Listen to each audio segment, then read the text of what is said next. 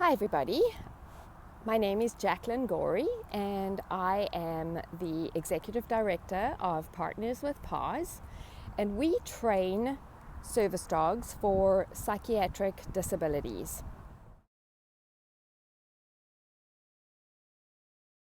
A service dog is a dog that has been trained to perform tasks that the person cannot do for themselves. So from a psychiatric point of view, they would perform tasks like deep pressure therapy, nightmare interruption, harmful behavior interruption, and many other tasks. Up to 50 tasks a service dog can perform. There are two types of training that a service dog will undergo. There is the public access training, and then there is the task training. The task training is disability specific, and the public access training is training that every single type of service dog will have to go through. That is training on how to be in public. What can you expect from a service dog being in your classroom? A service dog is trained to completely ignore the general public. So how you should behave is just ignore the service dog.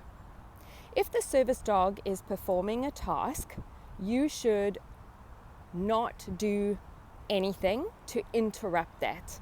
That might look like the service dog jumping over the handler. That is the service dog alerting to a certain medical condition, or performing deep pressure therapy to ground the handler. So if you see that during the class, it is your duty just to let the service dog do what it is trained to do. You do not have to get involved in the service dog performing its task. The best way to behave around a service dog is just to completely ignore it. Do not talk to it, do not look at it, just completely ignore it. That's the best thing that you can do to help.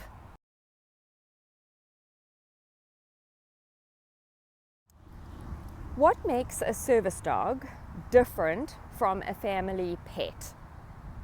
Service dogs have been bred to specifically be in public. They are not dogs that are bred for pet dogs. They are dogs that have been hand selected because they have the best temperament and they are willing to perform tasks for their handler. They have undergone 18 months worth of training and are worth over $25,000.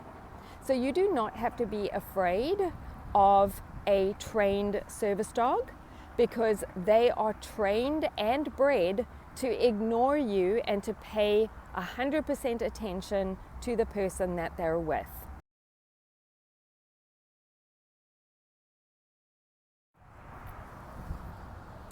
What questions are you allowed to ask the handler?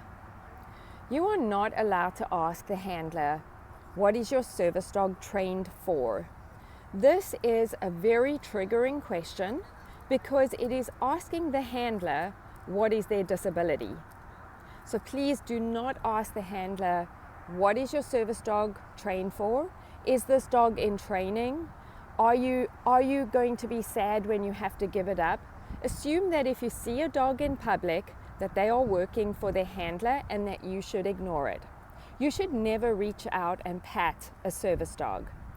It is like interrupting a bus driver while they're driving. The service dog is in control of the person that they're helping. If you reach out and pat the service dog, you're interrupting the service dog from performing its task and keeping the handler safe.